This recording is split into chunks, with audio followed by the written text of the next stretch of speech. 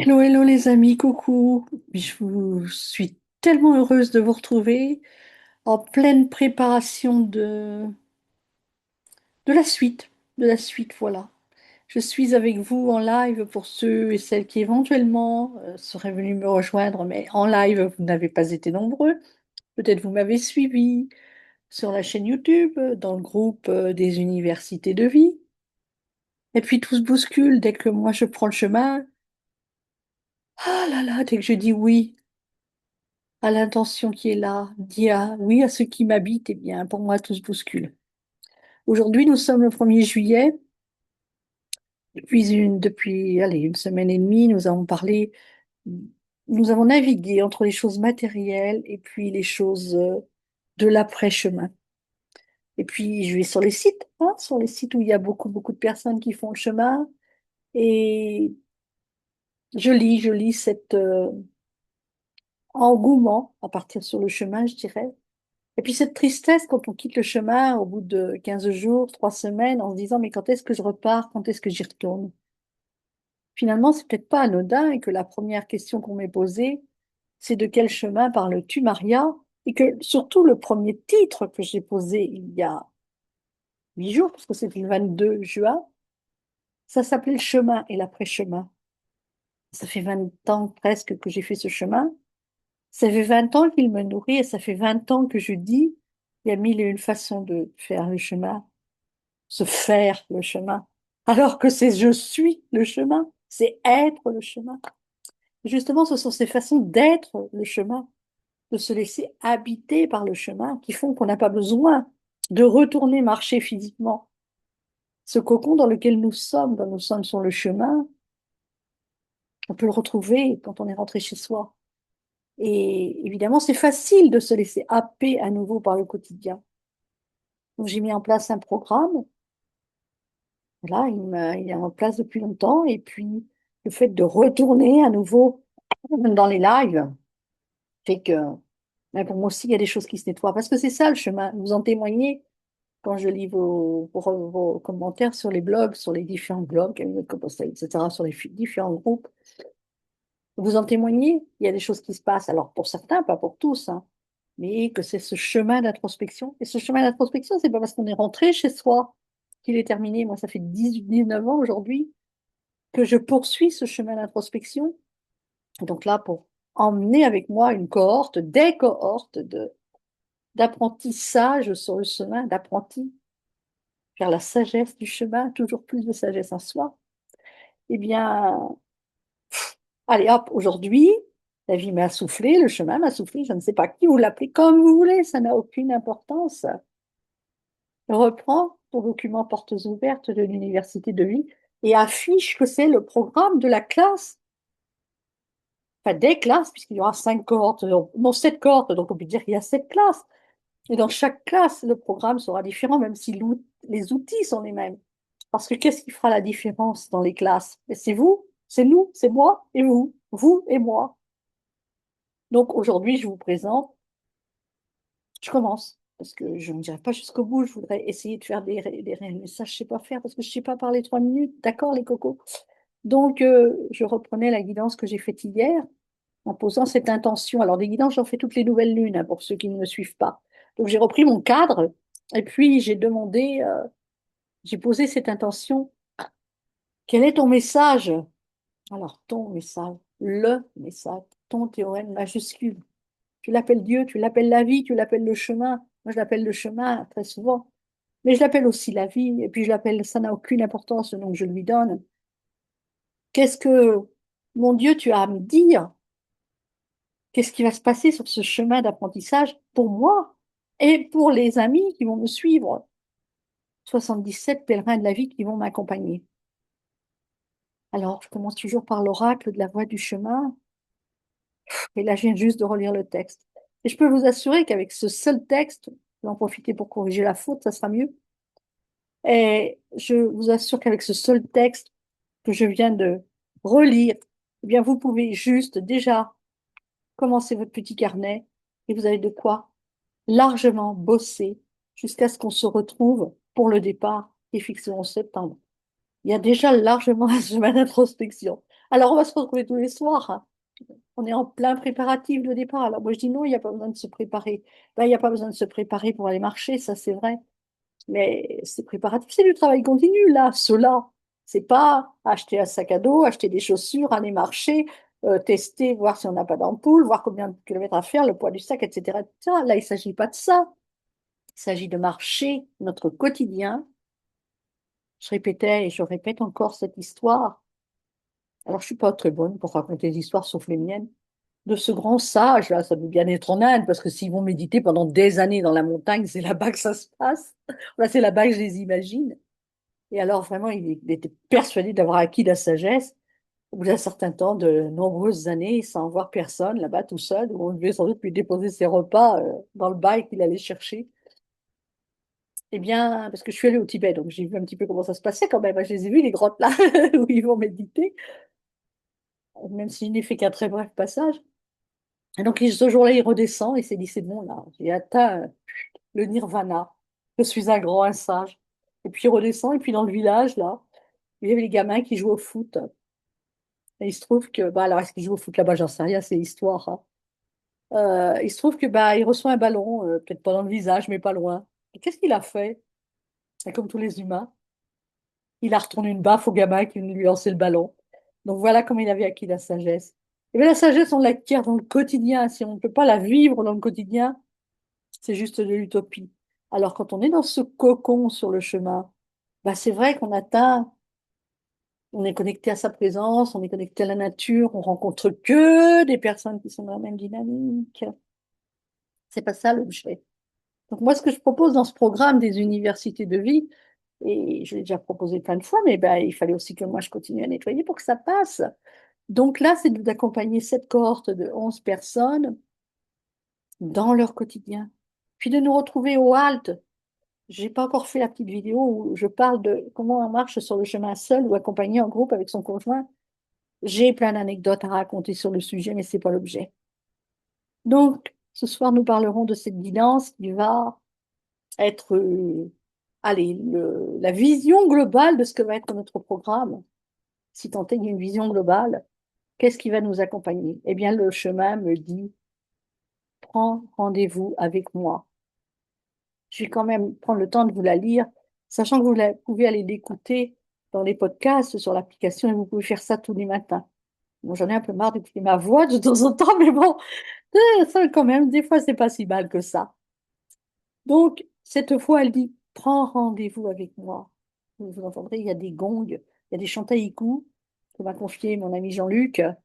Donc, ça amplifie le message, bien sûr. Je suis là, à t'écouter, à chaque moment, partout où ton regard se pose. Le sens-tu? Dans le silence de ton cœur, prends ce rendez-vous régulier avec moi.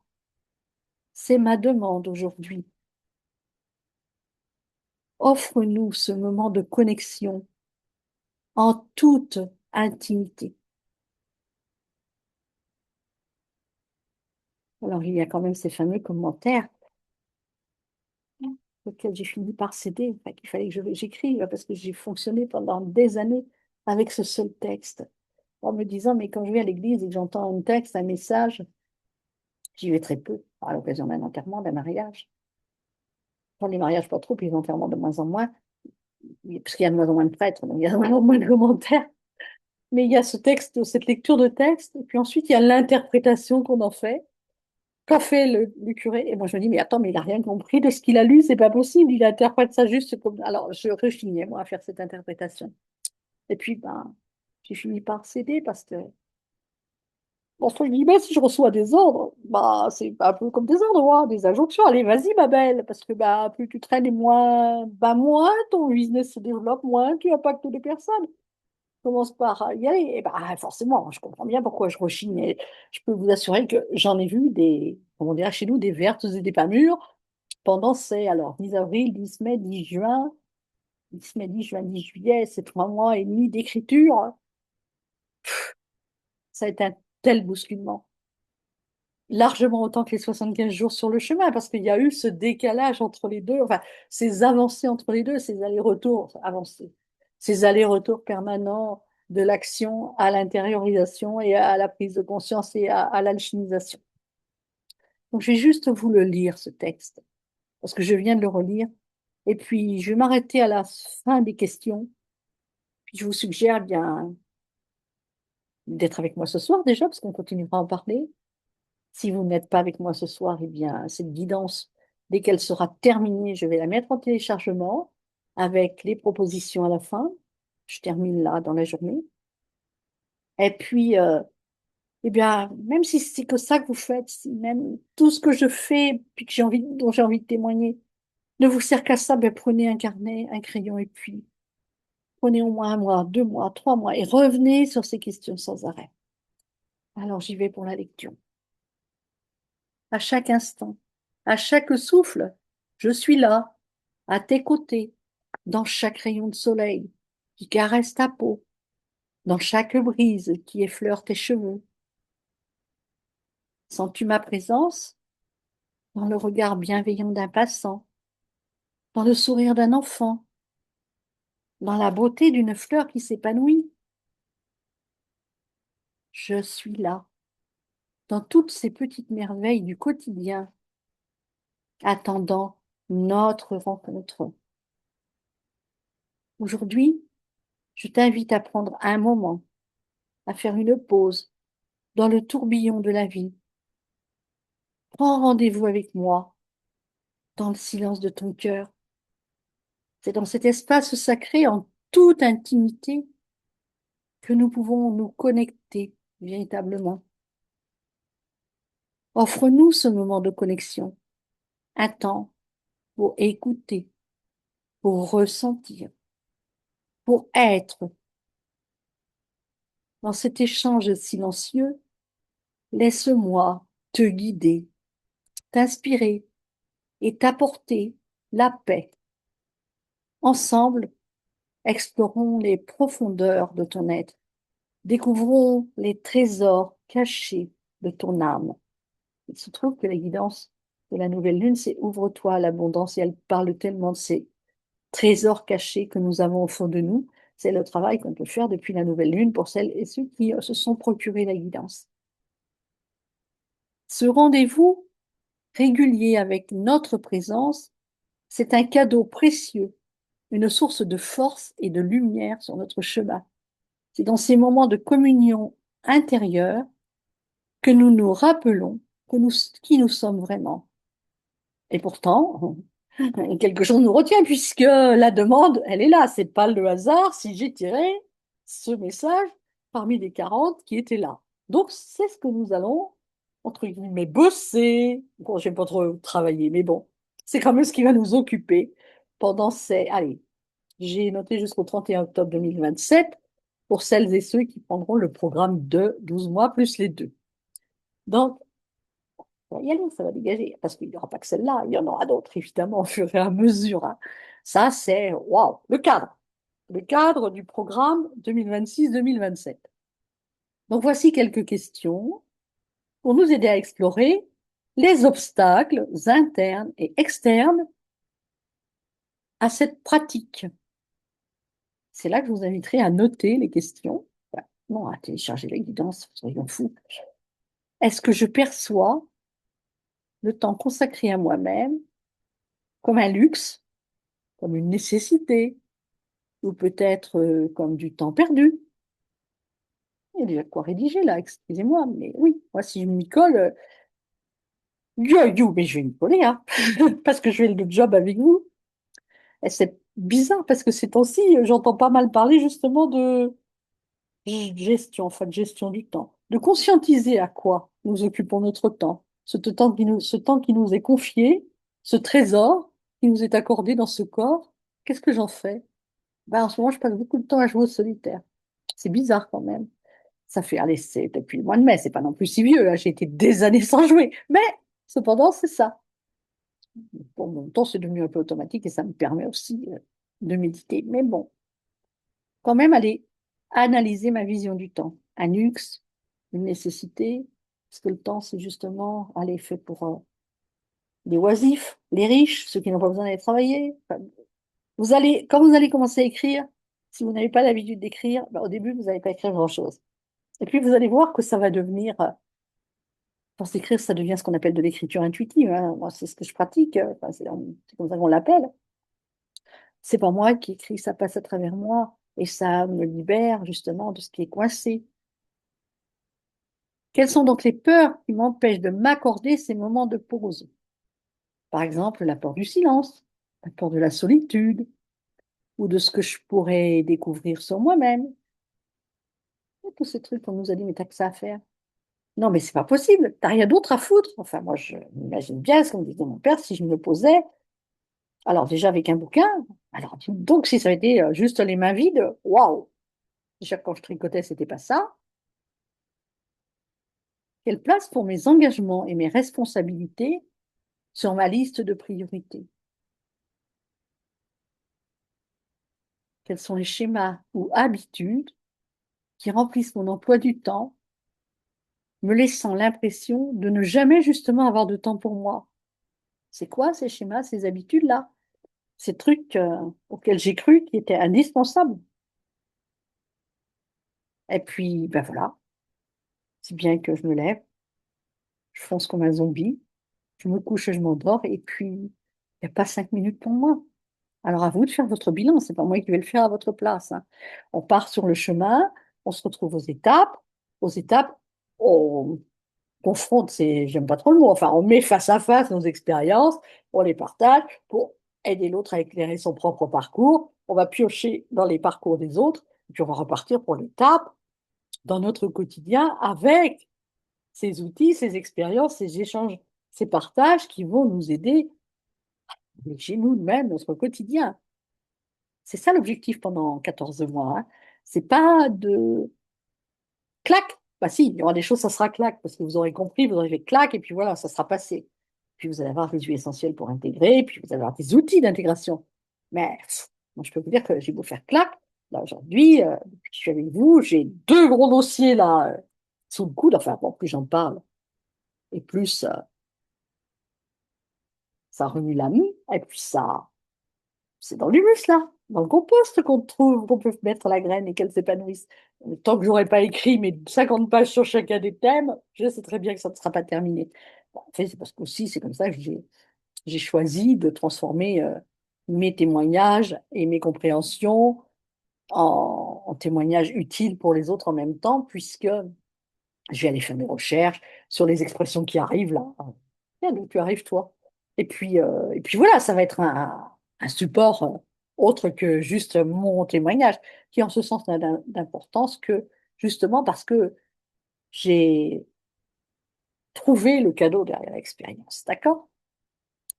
Alors, comment est-ce que je réagis face à l'idée de lâcher prise? Est-ce que je me sens mal à l'aise à l'idée de ne rien faire? Ben oui. Et quelle est la question qu'on te pose quand tu rencontres quelqu'un? C'est tu fais quoi dans la vie? Moi, j'avais pris un peu la vie de dire, mais qui es-tu? Que fais-tu? Non, qui es-tu dans la vie? Mais c'est pas toujours simple, j'ai pas toujours ce réflexe de transformer le que fais-tu en qui es-tu. Parce que ce qui est important, c'est pas qui tu es, c'est pas ce que tu fais, c'est qui tu es justement. Quelle est donc ma définition du succès et comment cela influence-t-il ma capacité à me détendre et à me ressourcer? Ah ben oui, si on vous a dit qu'il fallait travailler dur pour gagner son pain quotidien, là, c'est sûr que vous n'avez pas le temps de vous détendre. Je suis bien d'accord. Je sais ce qu'il en est. J'ai la même formation ou malformation que vous, d'accord? Comment puis-je redéfinir la notion de productivité pour y inclure le bien-être et le repos comme des composantes essentielles? Alors, l'identification, puis la déconstruction des barrières mentales et émotionnelles qui nous empêchent de nous accorder des moments de pause et de connexion avec nous-mêmes, nous libèrent et nous conduisent à une vie plus proche de ce que nous sommes. Voilà donc pour la première partie de cette guidance. Alors après, J'ai tiré une deuxième carte et puis j'ai tiré d'autres cartes parce que dans ma guidance, il y a toujours d'autres oracles, j'ai toujours besoin d'aller des choses. Et puis parce que j'aime, et puis parce qu'en fait, eh bien, juste les messages suivants vont nous conforter dans cette démarche. Mais là, je peux vous assurer, mes amis, bon courage. Il y a déjà de quoi plancher largement avant justement de mettre notre trousse premium dans notre sac à dos et d'embarquer ensemble, si c'est votre choix, le 11 septembre ou le 13 ou le 15, suivant la cohorte que vous rejoindrez. Je vous souhaite le meilleur et puis je vous dis ben, à ce soir à 20h30 pour plus de détails, ou bien si vous trouvez cette vidéo un petit peu plus tard, que c'est dépassé, je suis en direct tous les soirs. Alors j'ai appelé ça des portes ouvertes aux universités de vie parce que c'est normal. Il y a des universités d'été dans les universités. Et donc, ben, dans les universités, qu'est-ce qu'on fait? On prépare le programme, on le présente, on fixe les objectifs pour la rentrée. Ben, notre objectif, vous voyez, il est là. C'est pas moi qui l'ai fixé, c'est le chemin. Et donc, si ça correspond à vos objectifs, eh bien, rejoignez-moi déjà pour que nous faisions plus ample connaissance, pour poser vos questions, pour obtenir des réponses en direct. Bien évidemment, vous pouvez toujours me contacter. Mon téléphone, il est partout, il n'y a pas de souci. J'en suis pas encore à avoir des milliers d'étudiants dans mon université, puis ça ne sera jamais, rassurez-vous. Parce qu'à ce moment-là, non, mais c'est quoi le téléphone là? C'est bon, chérie. Et puis en plus de ça, c'est de la pub, d'accord? Donc alors, je vais couper ça. Comment je vais faire? Que je déplace ma vignette qui est devant. Excusez-moi. Refuser, parce que c'est de la pub. Donc voilà. Et puis je vous disais donc que oui, l'idée, c'est pas d'avoir moi-même 1 000 étudiants, c'est que nous soyons tous à la fois des maîtres et des élèves, parce qu'il n'y a pas de maître, il n'y a pas d'élève, on est tous le maître et l'élève de quelqu'un, pour quelqu'un, en fonction des moments, et vous êtes autant les enseignants pour moi que je ne suis l'enseignante pour vous dans ce programme, et l'idée étant d'essaimer, de rayonner, tel, vous imaginez les fleurs de vie, là, c'est l'image qu'elle nous avait transmise Aurélia, qu'elle avait eue quand on a commencé dans le MLM, et c'est exactement ça, c'est exactement comme dans le multiniveau. Nous sommes le centre de notre fleur de vie. Et si on fait une fleur de vie qui est grande comme mon mur là, ben, si on se met là, il y a un centre, et puis là, il y a un centre, et puis là, il y a un centre, et puis là, il y a un centre. Il n'y a pas de point de départ, il n'y a pas d'arrivée. On est tous au centre de sa pièce, au centre de sa fleur, au centre de son arbre. Et donc, c'est juste parce que moi, j'initie le mouvement autour de moi et vous allez l'initier autour de vous. Et nos mouvements nos pièces de théâtre vont se croiser. Donc voilà ce que je voulais vous dire. Allez, j'arrête le blabla. On se retrouve où vous voulez, dès que vous voulez. En tous les cas, moi, je suis j'y suis depuis le 22 juin, hein, du 1er juillet au 31 juillet, de 20h30 à 21h30 dans la salle Zoom. Alors, allez, je vais faire mon possible pour le passer en live sur Facebook ou sur YouTube, mais je ne vous garantis rien. Peut-être que quelqu'un se présentera pour me donner un petit coup de pouce dans ce sens-là. Eh ben, faudrait que ce soit quelqu'un qui soit là à mes côtés, hein, un soir. Donc ben voilà, j'ai plein d'amis dans la région quand même, hein. Si vous n'êtes pas très occupé, faites un petit saut là, un soir à 20h30. On se fait ce petit live ensemble et puis après on aura encore du temps pour papoter. Les soirées sont longues, le jour, le soleil se couche tard. À très vite.